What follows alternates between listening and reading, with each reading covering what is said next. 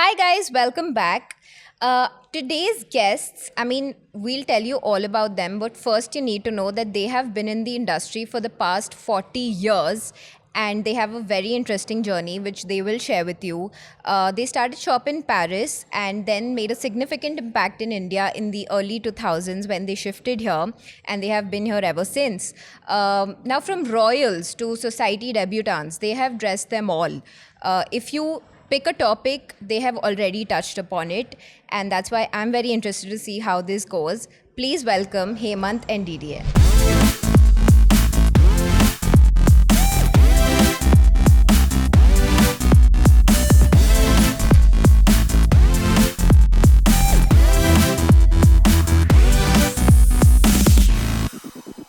Hi. Hi, Priyanka. Thanks How for the are you invite. guys today? Good. You got bad traffic while you were coming. We got the best of Delhi. This is Noida. Okay. Yeah, but You got on the the way best of here, Noida. crossing Jamna. Yeah. Yes. Okay. You guys have been the pioneers of the fashion industry. And, like today, when somebody, let's say the Gen Zs, okay, when they see you and let's say somebody doesn't recognize you. So what do you feel? Like, do you feel like a certain psychological impact and feel like we have been pioneers, we have done it all? So what's your state of mind when something like that happens? Or you're carefree or like it's The okay? state of mind has always been that the actual superstar is the clothes. Ah. So the rest is just a side effect. That's a good thinking. Yeah. And that keeps you very happy, keeps you very satisfied. You don't sit on a wrong horse. You don't go to wrong places. It's just great. And actually, I think even you enjoy the discretion, no? Yes, it gives you much more freedom to do what really you have to do in that kind of business, Freedom as in if you get too much recognition, are you saying that it sort of impacts your creativity? I think Yeah, it impacts your personality, first Yeah, of all. And that's Okay. what makes you self-sufficient, and you think you don't have to research, you don't have to go on. I find it quite important to keep that passion going for this one beautiful business that we chose. Absolutely. So like the French do it, you're very demure. Yes, and Very and mindful. yeah, and you find it's like a present when you go to a place and you're totally unknown. You're free to do whatever you want to. We both love traveling. The first time we met, like ages ago, Yeah. we were talking about the rice paddies. Oh. So in Philippines, because he had just come back from a trip. I mean, he was what? How old were you then? 25 or something? 24. 24, Yeah. I think, yeah. So, and it's still like yesterday we were planning this. So when can we go and do this street food trip to Vietnam? Have you guys been to Vietnam? Never, Not no. yet. That's why. No, I'll tell you a funny story. I had planned to go to Vietnam twice. Yeah. And once, I went to the airport and I realized that, oh my God, they do not have a visa on arrival. I mean, I made a mistake, but it was shocking and I had to come back. And the second time when I booked my flight again, I was admitted in the hospital for 10 days. Oh my God. Imagine. So I am not being able to go to Vietnam. You know what we call that? We call Yeah. it haute couture. Absolutely. Amazing. Okay, so tell me something. When you started in Paris, how was the market? How was the Parisian market back then when you guys started? And then when you came to India, what kind of things did you observe in the early stages? You know, even the market was a byproduct. It was a time of discovery, and I think as being founders of our own world and look and company and all these things mixed up, because it's a mix of culture from the beginning. It was like erecting a house of your own and a world of your own. So you never had the feeling of having a market because you just had aficionados who liked it. So that becomes your so-called market. But it's not like you're competing with 25 people to be better priced or something like that. There was never that. And we was very young at the beginning, and everything was open for us, We had a big ambition, and we was looking for something we want to change the world, Yes. Like And everybody. the 80s in Paris were it was champagne and caviar all around you all the time. It was the years of financial stability. People Yeah. were not really interested in Of course, it was the time of the punk rock also, so the extreme looks did come up. Yes. But the general look was very banker. That's the years when Armani started doing shoulders for women, broad shoulders, which was showing that they're ready to be in a banking situation and that they are going to be the new pillar of society. So that was all very exciting because you were designing clothes for a new woman who was suddenly... she was working. She had a world of her own, and of course, children. She had to produce them because no one else was there for that. But she certainly was looking at a career as well, which was a novelty. It was something new at that time, yeah. So you're talking of a whole new context, which was very interesting. And then I mean, after all, so I'm sometimes very, very envious and jealous of designers here in India who already know the whole scenario when they have to make a trousseau. They have a total blueprint and they know exactly what they have to make. That's for the Sangeet, that's for this, that's for the Bharat, that's for that. It's all ready made, It's like we had to discover everything and invent it. But I think that's the fun part, right? I think so. Discovering and carving your own Creative. niche. Yes, exactly. And then you suddenly realize that, hey, there is no competition. Yeah, you're right. I mean, today the competition is massive out there. Yes. Massive, I mean, yeah. there are so many designers coming up and, so many things that are happening. Everybody is trying to innovate in multiple ways. Yes. So the competition is really heavy. And then, I mean, like yesterday, we were in the studio discussing the new collection, and suddenly, Divisha, our chief designer, she brings out her mobile phone and shows us a picture of a guy, and it's an Indian brand. They had 100% copied a shirt from 2 years ago from our collection.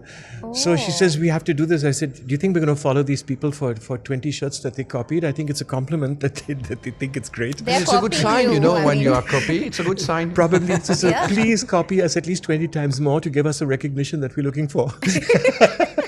That's a good marketing strategy. Yes. That's what technically Gucci and all these other brands do, right? They have so many copies out there. Absolutely. Yes, Yeah. yes. Yeah. But then there's copy and copy. This is a creation copy. You know what I mean? It's not I a brand get it. copy. Yeah.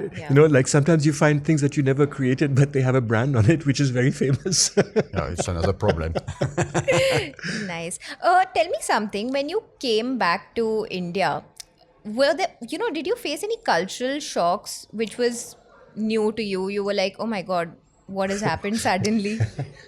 Yeah, it was a kind of a culture shock, but it was not the first experience with India, because when we was in Haute Couture in Paris, we used to work for the embroidery with India. So we have a kind of approach of India, but it was a culture shock.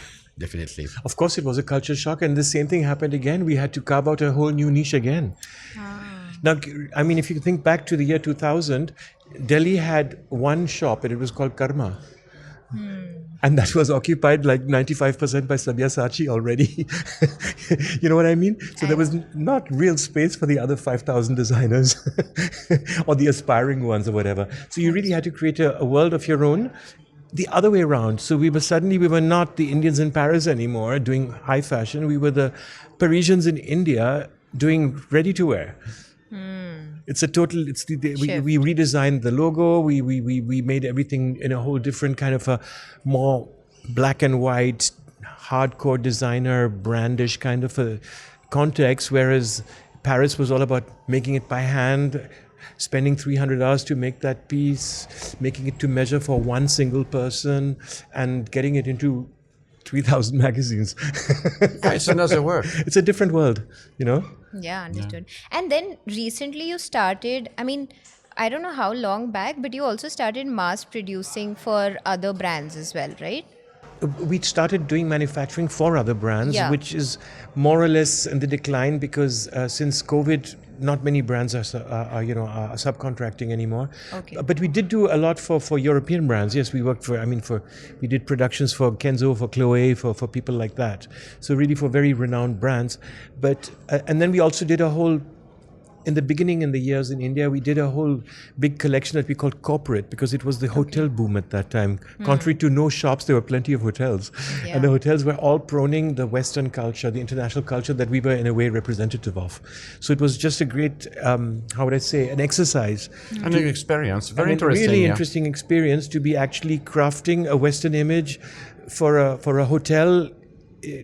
expressing its service levels towards its clients in India in the years 2004 to 2010. It was very interesting. It was a real boom. It became like a mecca at that time. Hotel, my God, hotel was the big thing. Yeah. And then suddenly that all collapsed. So it's like you can just see a growing market that is really growing. But it did get many of the consumers very used to European clothes in its own way. So I think that was a big step for us. Apart from the hotels, you even designed uniforms for Yes. Oh, yeah. airlines. Yes, like that's the right. then Vistara, now it's all become Air Correct. India. That's right. Yeah. So, I mean, what's the ideation process? Like when I look at a uniform of an airline, I mean, I wonder sometimes, is there any mandate that you follow? What is the process like? Theoretically, the process is of making an image. Yeah, we do the image for some company. I don't want to mention them, but and we had not a very good experience with them because it's a different No, story. but the technical thing is actually somehow finding the bridge between the service and what the airline expresses. But it's interesting, For yeah. example, if a person comes towards you and is too casual, he will not convey a message of high quality.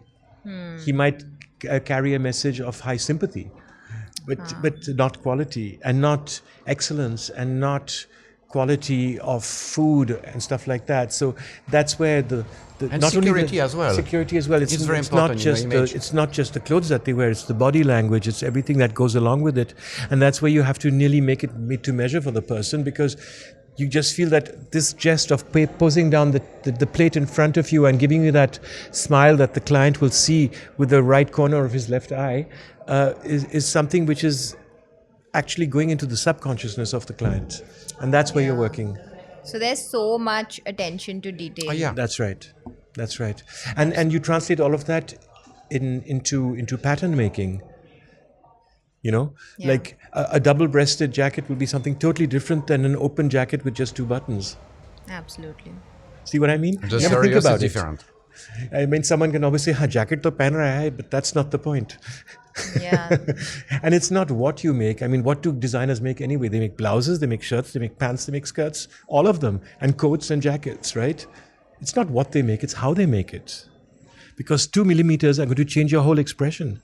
This is what a lot of people actually don't understand. I think so. And also you get trapped by when you're redoing a lot of traditional clothes, you don't necessarily think of that because you have that fixed look that has to be expressed that way. So it's a bit of a crutch, I would say, in you can lean on it, you can really trust it and say, this is how it has to be, that skirt has to have 6 panels. Yeah, because this is what we learned from our past, in Haute Couture, Yes. because it was a very good moment for. Whereas when you're doing couture, you're doing these endless fittings of not only a new creation, but also the fitting on the body. And then you're asking the model who you have to book, not just for the show, but for 10 or 15 fittings before, because it's down to the millimeter. She's coming in for her fittings, and you're telling her, can you please walk up and down? Can you stretch your left arm up? Can you put your right hip out?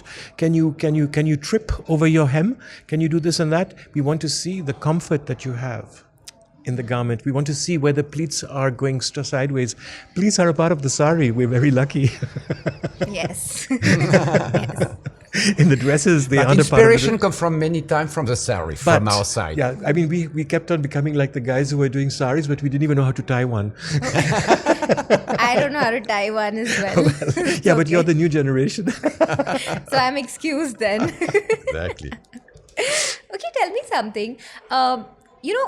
Is there any particular part of the evolution that has taken place that you really enjoy? Like you're liking that this has changed and you're thinking that, it's for the better. What has really left me awestruck is when I arrived here in 2000. I mean, I was born here, so I mean, I never interrupted my relationship to India. It was always there. But when I came here in 2000 and I saw friends and other people having kids that were just babies, that were 1 year old or something like that. Today they're 25. And that is a joy to see what a different breed has come out of it. The touch through the internet and what you guys all take for absolutely granted with your mobile phones, with your websites, with all these different things, with Google and all these different things has so radically changed daily life in India.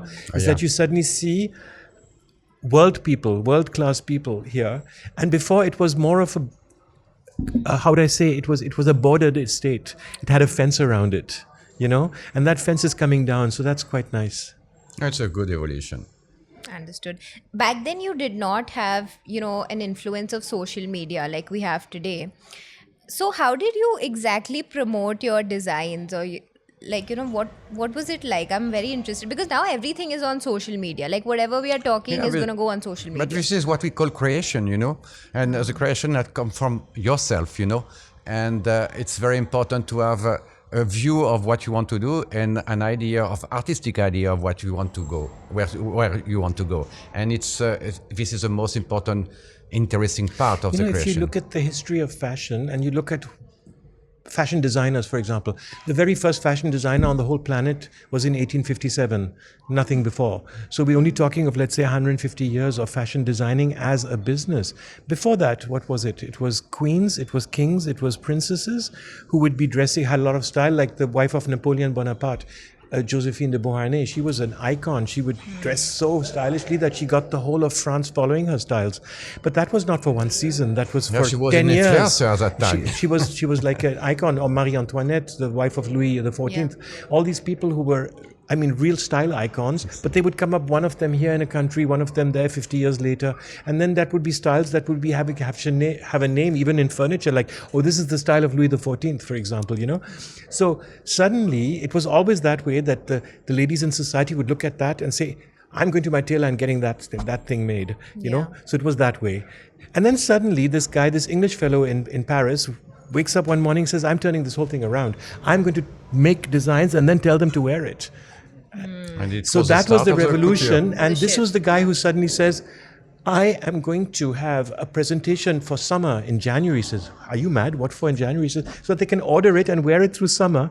And then there's going to be the same thing in winter, in July or in August.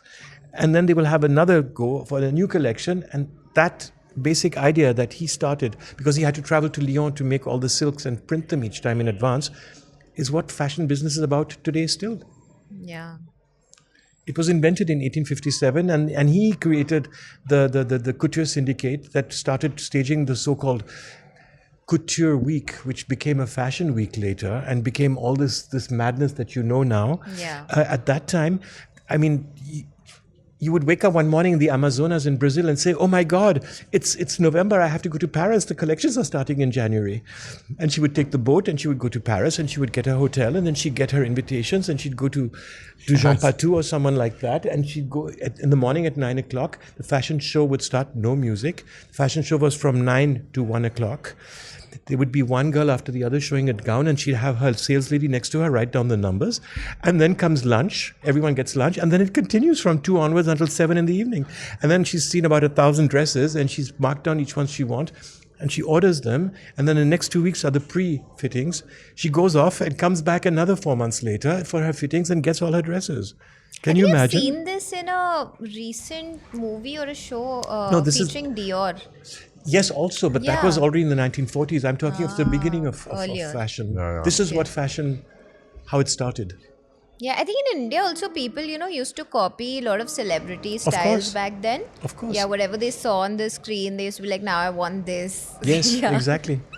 Yeah. So you are trying to say like earlier fashion was only for the elites or the exclusive people? Like when you also started, was it that way? Because now it's for the masses.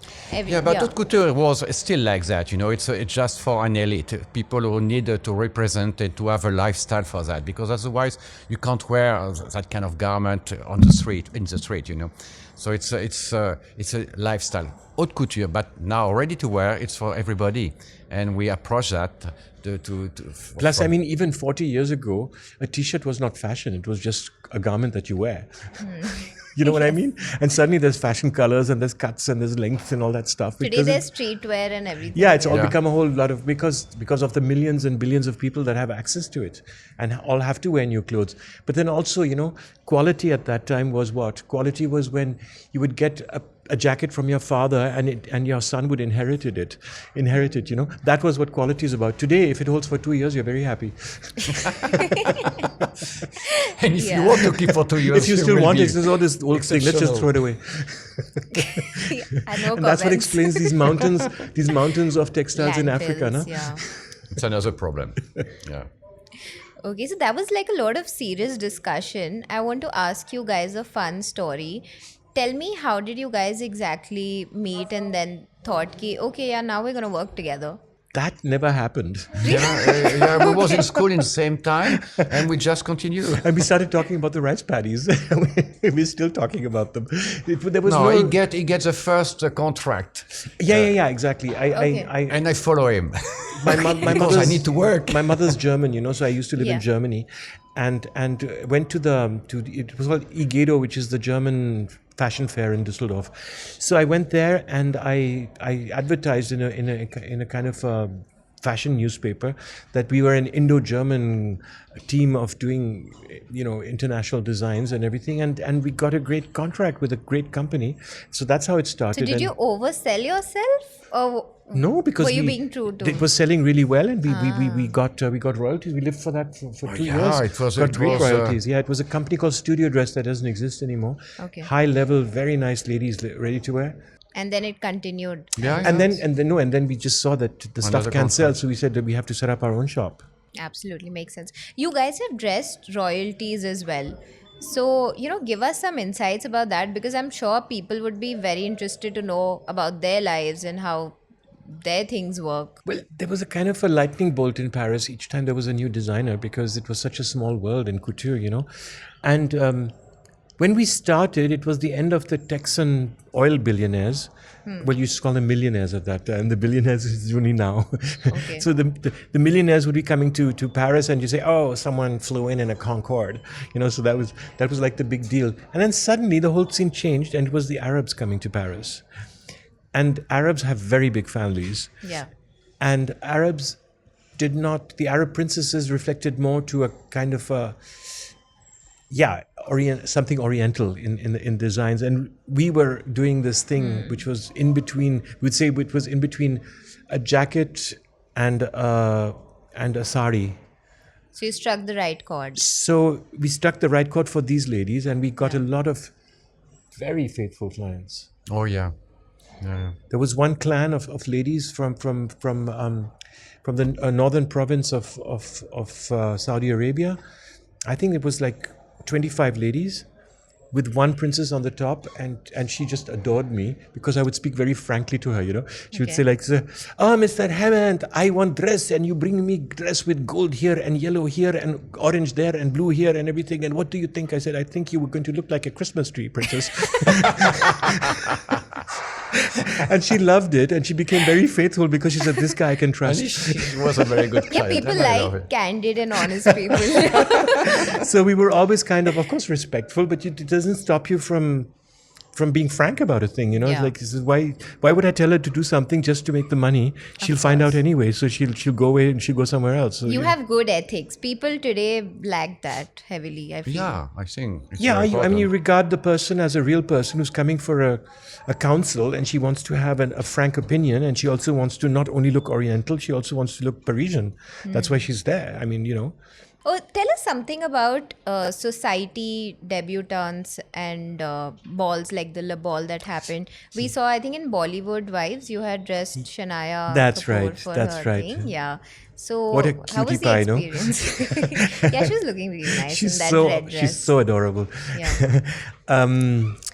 Yeah, I mean, that was, of course, that was literally the cherry on the cake, that one, Okay. with Shanaya, because she was just so receptive, and she just, I mean, when we said, "What do you want?" she says, "Red." That was it. That's it? That's it. Yeah, And when we did it, he did a design, and you sent it. Yeah. I mean, she sent back like 20 million hearts, and she just, "I love it, please make it," and all of that. So that was really very, very nice. Yes, and of course, it's an unbelievable privilege to be representing India and France in the same time. So Yeah. Is there any specific criteria that you need to follow, for dressing people there, or it could be anything? It could be anything, but could be anything, but I do remember one debutante actually from India also who turned up in a transparent dress, Okay. and she thought it was very cool, but she was the only one. So you have to be careful about Yeah. the values that you uphold. Yes. Exactly. The image you reflect, Yes. it's very important. There's a thing about, even in haute couture, they don't say that you mustn't be vulgar, but if you are vulgar, I mean, that's your own choice. Yeah, yeah. It's obvious that when you are showing fashions for the elite and for people who are the richest of the rich, you're not going to tell them that suddenly their whole status doesn't exist anymore. True. It's yours that doesn't. Yeah, yeah. I mean, yeah, there are certain traditions, like you need to uphold those values and everything. I get it. Yeah. Yeah, absolutely. If Yeah. you want to be dressed by a couturier, you have to follow the idea also from the couturier. It's very important. And it's just about basic decency, isn't it? Yeah, no, you're right. You're right. Okay, one more thing interested me a lot when I was going through your profile. You have made something out of Ayurvedic fabric. Yes. yes. What is that? I've never heard of that before. Well, it's a very interesting project. It's a beautiful project, actually. this is It's not something new because it's come from India, from Yeah, South India, yeah. from But we haven't heard of No, it like because on a it's regular. South India, and it's the first mention of that is actually in the Mahabharata. It's long time actually ago. called Ayurvastra. Ayur being health and Vastra being clothes.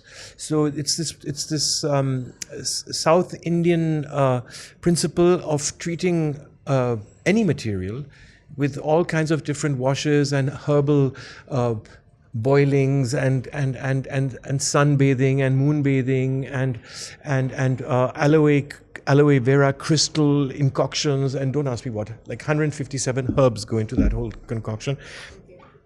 The point is, your skin is your biggest organ and it breathes. So if you are putting something really nice around it, there's a shield for your body, and your Yep, body so- is your body is your ultimate temple. Yeah, yeah. I mean, you can change houses, but you can't change bodies. True. So, this whole idea is that I call it coming home to peace, to your own body, and to be breathing deep and to be inhaling through your skin. Yeah, absolutely, and you can explore many options because you could even cure some skin problem. Yes, or they have whatever. skin problems. One is the general metabolism, well-being. One is they even have one which is called stop smoking, which I think is probably pushing the marketing a bit far, because Yeah. after all, it is Ayurvastra. It's not a health pill. Yeah. So, and as in all things, just like meditation, knowledge, I mean, you have to believe it. Only if you could wear clothes and stop smoking. Exactly. Yeah. And plus, I mean, if you just sit down and start saying, okay, I'm going to meditate because that's the way it goes, but I really don't believe in it, I don't think it'll work. You have to believe in something. You have to believe in it, like Femina says, believe. Yes. Okay, so tell me, tell me something fun about the places in Delhi that you really love to visit, or it can be in Bombay or anywhere, the food that you really enjoy here. Delhi, well, I was born here. Delhi, it's the most important city with a ruin in the world after Rome. So With it's, ruins, yes. Highest number of ruins in the world. So it's full of a lot of antiques and old fantastic buildings and buildings. roofs, So I very love to inspiring for your discover. collection. Very inspiring. We Yeah. always did. Our first photo shoot for jeans, we did it in Jantar Mantar. Oh, really? Yeah. Okay. So that is Delhi is like so present. I Yeah, mean, and I'm a Baoli, Karol Bagh boy. in I was the- born on Pusa Road. Okay. The Baoli in Connaught Place is also Connaught Place, very beautiful. inspiring place. Yeah, of I course. love So that that's place. the British Raj also. But when you see this, the Mount Rasina where the Connaught Place is so Connaught Place, beautiful. amazing. Yeah. It's the Yeah. biggest. But also, I mean, I just feel like, when I looked at it 7 years back, it used to be more beautiful to me. But somehow, at night right now, I don't feel safe there when I go, to be honest. So it's another problem, but the architecture, architecture is beautiful, yeah. and the place is quite amazing. We can do something absolutely standing. So it's so many things you can. And is there explore. anything particular in the Indian cuisine that you really like, or you don't like the well, food here? I like my simple ghar ka khana. Okay. Yeah, we had what did we have today? Palak paneer. Palak paneer. Nice. Palak paneer. But no, many things I love. I love this big The thalis. Thali, Yes, yes. thalis. Yeah, it's Yeah. So not too spicy, but I like very much. And if you had to give us a recommendation to visit a restaurant in Paris, then which one would you choose? Ooh, you have so many. Choose one. In Paris. The last one, maybe we went. It was, Kinugawa is a Japanese restaurant. You have fantastic Japanese food. You know, we're like real foodies, you know. So yeah. But we have to do another 2 or 3 podcasts if you want to talk about all of that. Just love food and cooking also. He's a great cook. He's a Michelin chef cook. Yeah, I'm like all wow. the French, you know, we cook. It's a part of our culture, and I love to cook, and I love to explore something new, you know. He's starting to explore molecular cooking, which is really interesting. So is you put your raw fish into a plastic envelope which you That's vacuum, called which sous vide the fish. sous vide, right? Yeah, sous vide yeah. means Sous vide, under yeah. vacuum it means Yeah, exactly. yeah, So he's yeah. doing that. He started. He got all the machines to Everything do it. at home. Yes. Yeah. Lovely. Yes. You have to Please come. invite me. You know, Thakur, our cook from Nepal, he freaks out every time. He says, "Oh my God, here they are with another one." You get today more than 600 different recipes. Yes, but you know, Yeah. it's a part of the whole outlook. The clothes would not be the same if it wasn't for travel. Travel would not be the same if it wasn't for lifestyle. Lifestyle would not be the same if it wasn't for food, etc., art. etc. It's all interconnected. And art, it's all intertwined, absolutely. Yeah. So you think in the end of the day, I could have been a cook. I could have been a hotelier. I could have been a model agent. I could have been, you know, so many things that you could do.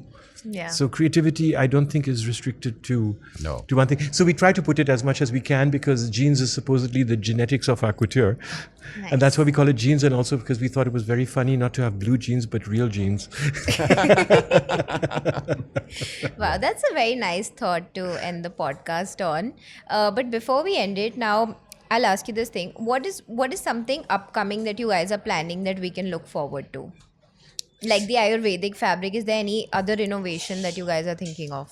Yeah, we're looking for some different fiber we can explore for replace, for example, the cotton, because cotton, as you know, it's the most polluted plant on the planet. So It's the most polluting yeah, plant. there are some options to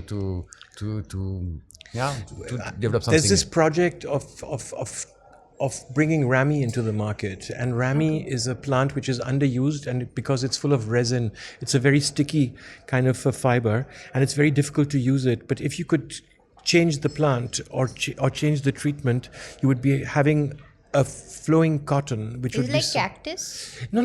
So Like urban. linen more, like Oh, linen, okay, but okay. more sticky and more scratchy. So if you could get the scratchiness out of it, it would be just a very sustainable plant, and not so unbelievably polluting as cotton, which is honestly bad news, although we all love it. Yeah, and we're looking more for that It's kind a of very option. breathable fabric. That's yeah. right. Yeah, The yeah. nicest of all fabrics that everyone wants, of course, Yeah. but not so good for Mother For the Earth. environment. Lovely. I can't wait to see everything that's in store. Before we end, we usually play like a small game. Yes. And you have to be quick about it, okay? Okay. So I'll start. I'll ask you a few questions. The last person you called. You. I knew you would say that, but apart from me. Okay. No, Where's the parking? Invalid. My collaborator. Yeah. Okay. Your most treasured possession, according to you? There are many of them. Really very passionate about life. So life, yes. Life, Okay. nature, yeah. A holiday tradition you absolutely cannot miss. So I wouldn't say that we have a holiday tradition. We have a holiday tradition for the simple reasons that we live in Spain and we also live in India. So we spend a lot of time outside, and we're very privileged for that because we can plunge ourselves into many cultures. So I would say this multicultural life is really something. So between the two of us, we are Indo-German-French, but in fact, we're a bit Thai and we're a bit Spanish as well. And so that's a great extra cookie, because out there you're how would I say, root free, and root freeness is something which gives you a lot of independence. Got it. A new hobby you've recently picked up. I think now I know this answer, that it's cooking and experimenting. Yeah, But it's not new. painting Oh, as it's well. not new. It's not new. He was doing it when he was 5 years old. Yeah. Any new hobby that you have picked up? I do painting. He started painting, yes. Oh, wow. Nice. Very creative people. Yeah, Yeah. part of creation. and because we would like to go more and more to Thailand, we have started learning Thai, both of us. Okay. I've never heard of a person say that because usually they're like, I'm learning Spanish, I'm learning French, I'm learning German. But it's very important to Chinese. learn a language. But those I already speak. It's my seventh language. It's his third, but it's my seventh. Brag. Brag. No, fact. Okay, fine. And I'll ask you the last one. What's your favorite cake or cupcake flavor? Oh, it's a French cake, definitely, because French cake are the best for me. because you it have is a different layer of taste, you know. That's right. and I love that. An amazing mix of rhubarb, which you probably don't know. It's a special. I know, You know it, rhubarb? yeah. Rhubarb. Okay, rhubarb, Strawberries. forest strawberries, and a sweetened dough that you make yourself, and the whole thing cooked in 4 or And 5 steps. almandra. It's and very and good. almonds and roasted almonds, fresh roasted almonds. It's a kind of a soggy. Soggy cold cake, which is absolutely super yummy. Your next venture should be MasterChef, Australia or India or whatever. I love Australia better than, yeah. I don't eat so well in Australia. Really Yeah. good food. Okay, thank you. Thank you for Thank you, Priyanka. having Thank this you, chat with Priyanka. us. How was your experience? Well, Did India you guys today. have fun? Okay. Thank you guys for watching. If you have any comments for us, please leave it in the comment section below, or you can email us on pods@indiatoday.com. Thank you. Bye.